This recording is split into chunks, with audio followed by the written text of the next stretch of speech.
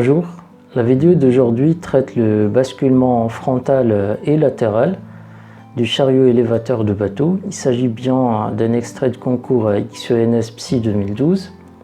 Nous, on va s'intéresser juste à la troisième partie du concours. Mais avant tout, je vous laisse découvrir les principales fonctions de service du chariot élévateur de bateau.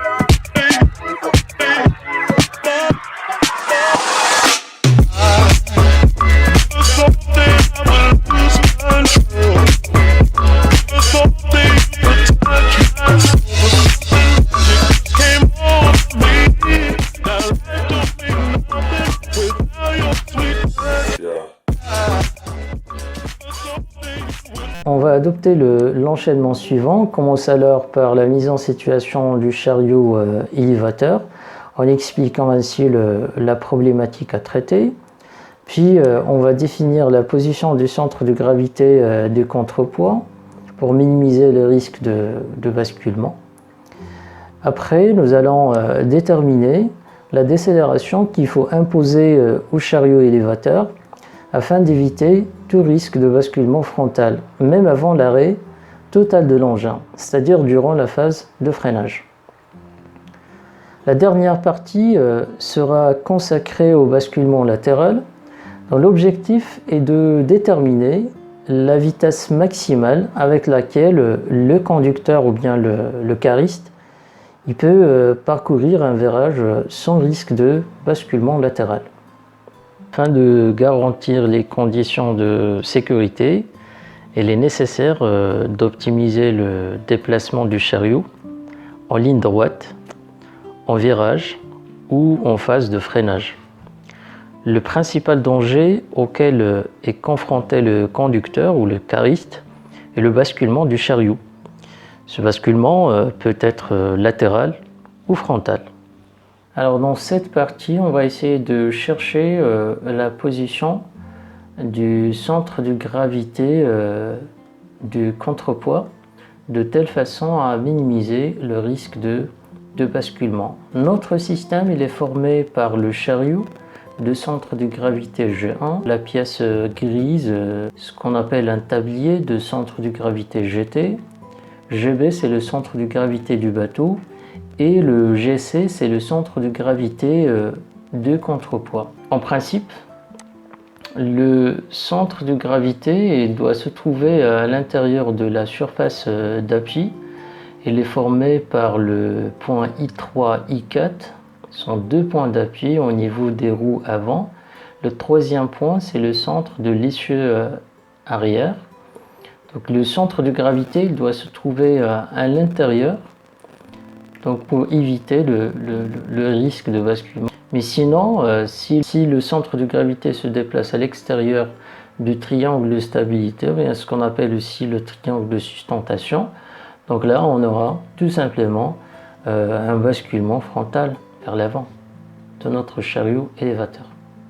Pour minimiser ce risque, on va chercher la position bien évidemment du contrepoids, c'est-à-dire le XGC, c'est-à-dire coordonnées suivant X1 de OGC, de telle façon à avoir le G confondu avec le point O, sachant que le G représente le centre de gravité de l'ensemble formé par le chariot, le tablier et le contrepoids.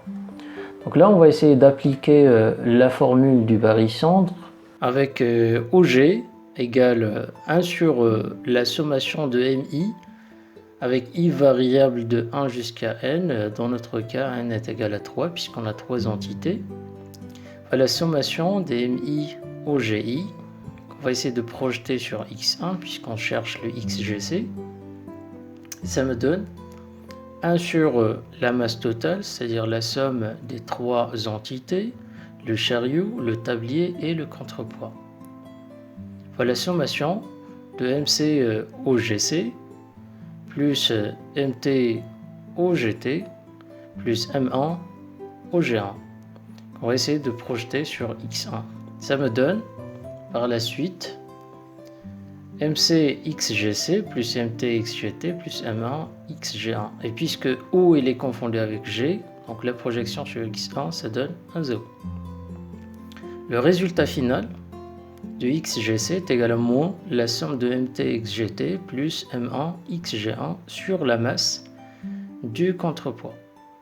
Donc ce qu'on vient d'exprimer là, c'est la position du contrepoids pour réduire finalement le risque de basculement. Alors pour traiter la partie sur le basculement frontal, on va se placer dans la phase de freinage sur une route horizontale. Le chariot va se déplacer avec une vitesse v de t suivant x1. Donc l'objectif c'est de déterminer la décélération qui va provoquer le basculement frontal de l'ensemble sigma b. On donne le torseur d'action mécanique du sol sur les pneus.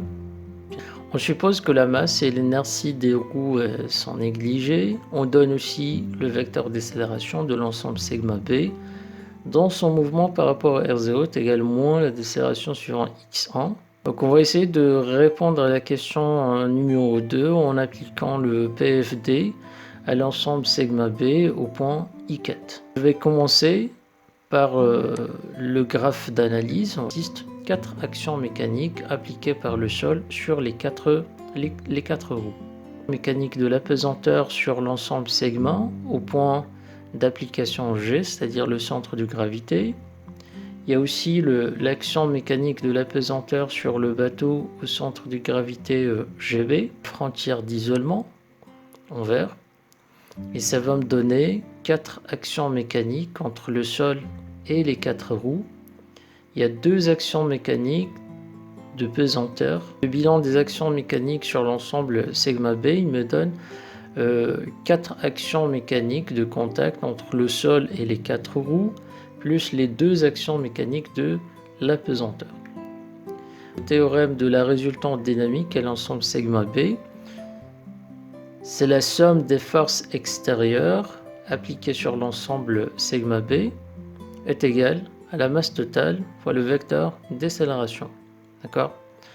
Donc après, on va projeter suivant x1, on aura la sommation des TI avec i variable de 1 jusqu'à 4 est égale à la décélération suivant x facteur de m plus mp. La projection sur y1 c'est 0 et la projection sur z1 ça nous donne la sommation des ni avec i variable de 1 jusqu'à 4 est égale à g facteur de m plus mp. Après, pour appliquer le TMD, donc on doit procéder au changement de point. Je vais commencer par les moments statiques. Statique au point I4 de l'action du sol sur la première roue. Calculer le produit vectoriel. Pour la première composante, c'est 0. La deuxième, c'est Ln1 et la troisième, c'est 0. De la même façon, je vais calculer le moment statique au point I4 de l'action du sol sur la deuxième roue, c'est-à-dire sur R2. On calcule le produit vectoriel. On aura par la suite moins 2e N2, Ln2 et bien sûr au niveau de la troisième composante moins 2e T2. Après pour le troisième moment statique au point I4 de l'action du sol sur la roue numéro 3, ça nous donne finalement moins 2e N3, 0, moins 2e T3. Et pour la quatrième roue, puisque le point d'application c'est au point I4, donc directement le moment statique est égal vecteur nul. Et après je vais chercher le moment statique au point I4 de l'action de l'apesanteur sur l'ensemble sigma est égal à I4G vectoriel la résultante de l'action de l'apesanteur sur sigma. On calcule le produit vectoriel. On aura EMG pour la première composante, moins 2L sur 3MG. Pour la deuxième composante, c'est 0 pour la troisième. Après, on calcule le moment statique au point I4 de l'action de l'apesanteur sur le bateau. Ça donne EMBG sur X1, sur Y1 MBG, facteur de XGB moins 2L sur 3. Et la troisième composante sur Z1, c'est 0. Elle est nulle. Après, je vais calculer le moment dynamique au point I4 de l'ensemble sigma B par rapport à R0.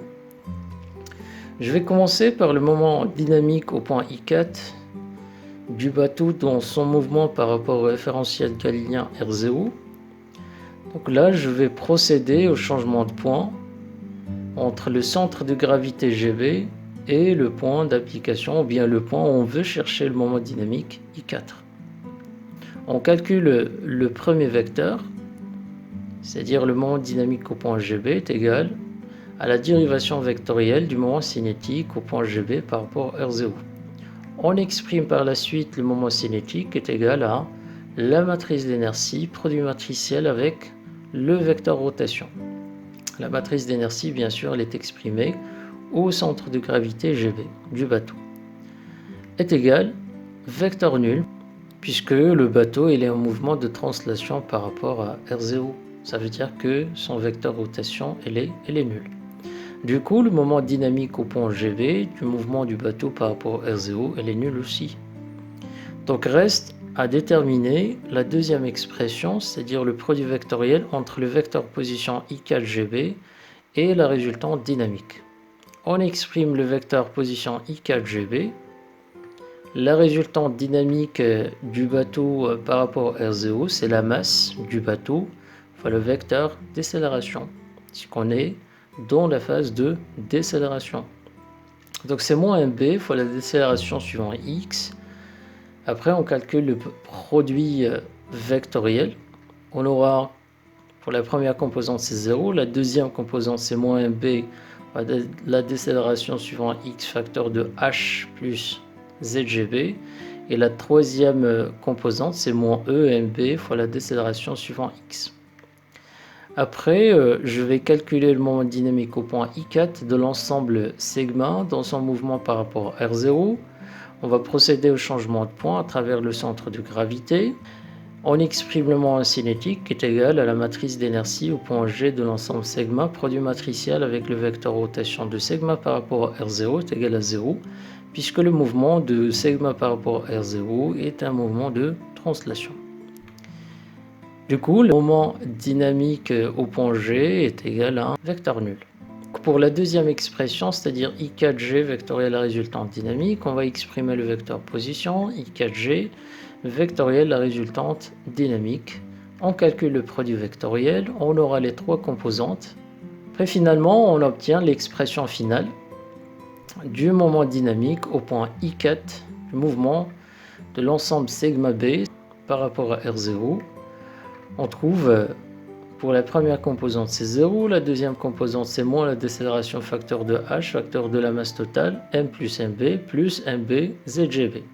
Troisième composante, moins e fois la décélération suivant x, facteur de m plus mb, c'est-à-dire la masse totale de l'ensemble sigma b.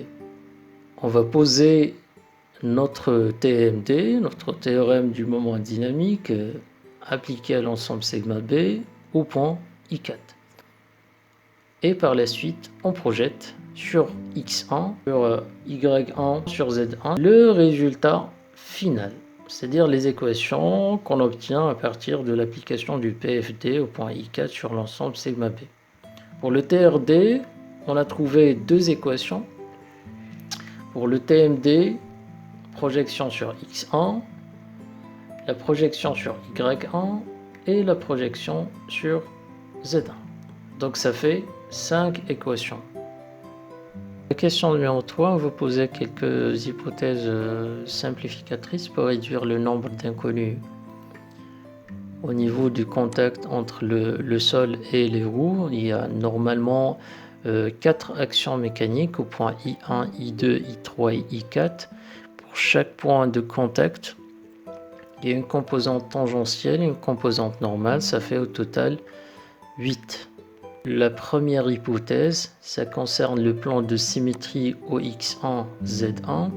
Donc ça va me donner N1 est égal à N2, T1 est égal à T2, et de même au niveau de la symétrie entre la roue numéro 3 et 4, donc on aura N3 est égal à N4 et T3 est égal à T4. Donc ça va me donner 4 inconnus. Pour la deuxième hypothèse, ça concerne le décollement des roues arrière. Donc si on a un basculement frontal, ça veut dire qu'on aura une rotation autour de l'axe passant par les deux points I3, I4. Donc finalement, il y aura un décollement des deux roues arrière. Donc automatiquement, on aura N1 est égal à N2 est égal à 0 et T1 est égal à T2 égal à 0. Donc finalement, on aura N3 T3 ou bien N4 T4. Donc ça fait 2. Pour la question numéro 4, on va chercher la décélération, sachant que au cours du basculement, les roues arrière perdent le contact. Je vais exploiter l'équation numéro 4 qu'on a trouvée à partir du TMD. Puisqu'on a un basculement frontal et les roues arrière décollent, ça veut dire que N1 est égal à N2 est égal à 0.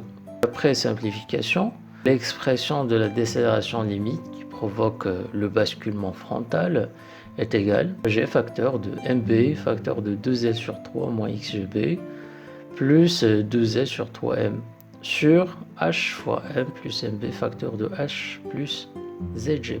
Au niveau de la question numéro 5, on vous donne le coefficient d'adhérence entre le pneu et la route. On va exprimer le N4, la composante normale, au niveau de la roue 4 et la composante tangentielle toujours au niveau de la roue 4. Et après, on va expliquer qualitativement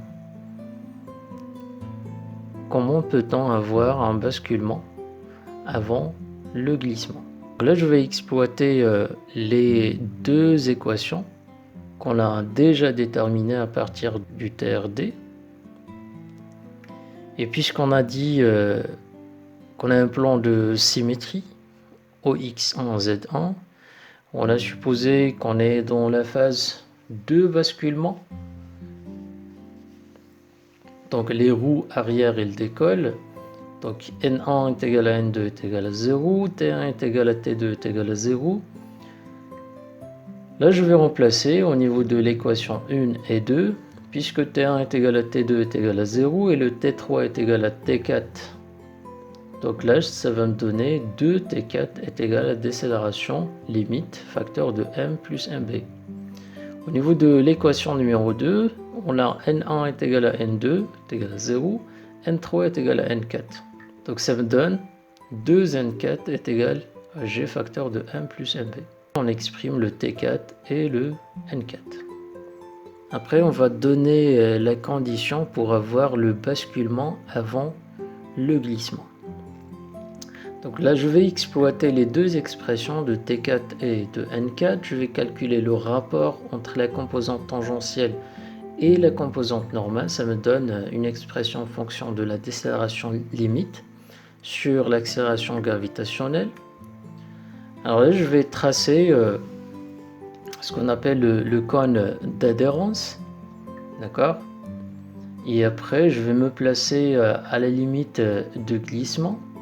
C'est-à-dire lorsque la réaction elle est sur le cône d'adhérence, là on est dans la limite de glissement. Et lorsque la réaction elle est à l'intérieur du cône d'adhérence, là on aura basculement avant glissement. C'est-à-dire il y aura un blocage entre les pneus du chariot et le sol. Sinon, dans le cas contraire, lorsque la réaction il sort du cône d'adhérence, donc là à ce moment-là on aura glissement entre les pneus et la route.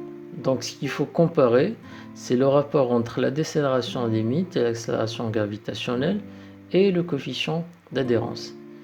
Si ce rapport est inférieur ou égal au coefficient d'adhérence, là on aura blocage entre les pneus et la route. Ça veut dire qu'il y aura basculement, coincement ou bien blocage, ça veut dire qu'il y aura basculement avant glissement. Dans le cas contraire, lorsque la décélération, bien le rapport entre la décélération limite et l'accélération gravitationnelle est supérieur au coefficient d'adhérence, ça veut dire que la réaction il sort du cône d'adhérence. Donc il y aura glissement entre les pneus et la route. Pour la question numéro 6, on va traiter le basculement latéral, on va chercher la vitesse maximale. avec laquelle le conducteur peut parcourir un virage sans risque de basculement latéral. Donc c'est-à-dire qu'on va chercher le maximum au niveau de la vitesse linéaire. C'est une vitesse, c'est une valeur, c'est une expression à ne pas franchir pour éviter tout risque de basculement latéral. Le théorème adapté, c'est le TMD puisqu'il s'agit d'une rotation, d'accord, autour de l'axe I2X1 ou bien I3X1. Après, voilà, on va poser les deux théorèmes, que ce soit suivant I2X1 ou bien I3X1. On va choisir l'un des deux afin de répondre à la question numéro 7 pour avoir l'expression de V, c'est-à-dire la vitesse limite. Hein, d'accord ? On va chercher l'ensemble des forces extérieures, bien l'ensemble des moments des forces extérieures après le moment dynamique. Concernant le bilan des actions mécaniques extérieures appliquées sur l'ensemble, donc il y a les quatre forces au point de contact I1, I2, I3, I4 à travers le sol. Il y a l'action mécanique aussi de l'apesanteur sur l'ensemble sigma B. Donc on va essayer de ramener les différents moments statiques au même point, c'est-à-dire au point I3.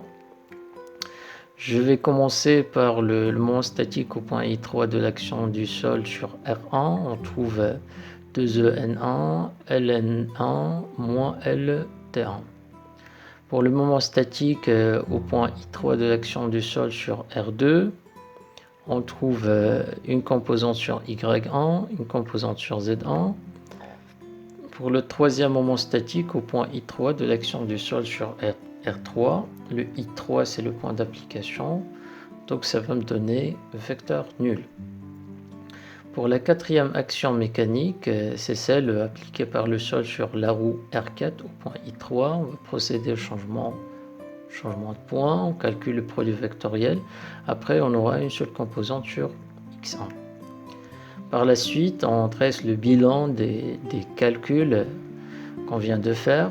Donc il y a 4 moments statiques. Donc on va sommer les 4 moments statiques. Après, on va projeter sur X1. Par la suite, je vais chercher le moment statique au point I3 de l'action de l'apesanteur sur l'ensemble sigma B, sachant que G sigma B représente le centre de gravité de l'ensemble de coordonnées XG sigma B, YG sigma B, ZG sigma B. On calcule le produit vectoriel et par la suite on aura le résultat final. Il y a deux composantes sur X1 et sur Y1. Après, je vais calculer le moment dynamique au point I3 de l'ensemble sigma B en projection sur X1. Je vais procéder au changement de point. Je vais calculer la première expression à partir de la dérivée du moment cinétique qu'on va projeter par la suite sur X1 est égal à la dérivée du produit scalaire par rapport au temps moins la dérivée, bien la dérivation vectorielle de X1 par rapport à R0 scalaire, le moment cinétique. Pour le premier terme, je vais calculer le moment cinétique égal à la matrice d'inertie au centre de gravité G sigma B, produit matriciel avec le vecteur rotation. Là, ce que vous avez ici, on a quelques zéros au niveau de la matrice d'inertie. Pourquoi? Parce qu'on a déjà un plan de symétrie. D'accord? C'est le plan normalement G sigma B, X1, Z1. L'axe G sigma B, Y1, il s'agit d'un axe principal d'inertie. Par la suite, je vais calculer le produit scalaire avec X1, ça me donne moins E1 alpha point. Après, je vais dériver le produit scalaire, ça me donne moins E1 alpha 2 point. Donc, on vient de trouver la première expression. Par la suite, je vais chercher la deuxième expression, c'est-à-dire le produit vectoriel entre le vecteur position I3, G sigma B et la résultante dynamique en projection sur X1. On exprime le vecteur position, après la résultante dynamique, après on calcule le produit scalaire. Finalement, donc là je vais préciser ici les composantes de la résultante dynamique. Normalement c'est la masse totale fois le vecteur accélération. Et le vecteur accélération, normalement, on peut le calculer à partir du vecteur vitesse. Et la vitesse est égale à v porté par x1. On dérive. Si on dérive, ça va me donner v point porté par x1 plus v fois la dérivation vectorielle de x1 par rapport à r0. Et la dérivation vectorielle de x1 par rapport à r0, c'est alpha point porté par y1. D'où la deuxième composante. On calcule le produit vectoriel, après je vais projeter sur x1. Le résultat final, ça me donne moins alpha point fois v, facteur de la masse totale, facteur de h plus zg sigma p. Après, je vais remplacer les deux expressions, je vais les sommer bien évidemment pour avoir l'expression finale du moment dynamique au point I3 de l'ensemble sigma p en projection sur x1. Par la suite, je vais poser mon TMT, projection sur x1, et ça me donne l'équation que je vais exploiter par la suite pour en déduire la vitesse limite. On a dit que pour avoir un basculement latéral, il faut tourner autour de l'axe delta passant par les deux points I2, I3. Ça veut dire qu'il y aura un décollage au niveau des roues en E4. Donc N1 est égal à N4 est égal à 0. Et d'après l'énoncé, la vitesse avec laquelle on parcourt le virage, il s'agit d'une vitesse constante. Et le rayon du virage, bien de courbure, est égal à ρ. La vitesse angulaire de rotation, c'est alpha point, donc V est égal à ρ fois alpha point est égal constante. Donc si on dérive la vitesse, ça va me donner V point est égal à ρ fois alpha 2 point est égal à 0. Donc finalement, au niveau de l'expression, l'accélération angulaire alpha 2 point est égal à 0. Le alpha point, je vais la remplacer par V sur ρ. Ça me donne ici V carré sur ρ. Et le N1 est égal à N4 est égal à 0. Du coup, la vitesse limite est égale à la racine de ρg, facteur de E plus YG sur H plus ZG sigma p. Là, ça représente la vitesse limite à ne pas dépasser pour franchir le virage tranquillement, pour éviter tout simplement le basculement latéral. Pour faire une synthèse sur l'étude, chercher la position du centre de gravité du contrepoids, sauf qu'il y a une petite remarque concernant cette question. Donc normalement, on doit tenir compte de la position ou bien du centre de gravité aussi du bateau. Chose qu'on n'a pas indiquée, qu'on n'a pas mentionnée sur le sujet. Ce qui est raisonnable, c'est qu'on doit tenir compte aussi de la masse et de la position du centre de gravité de la charge, c'est-à-dire du bateau.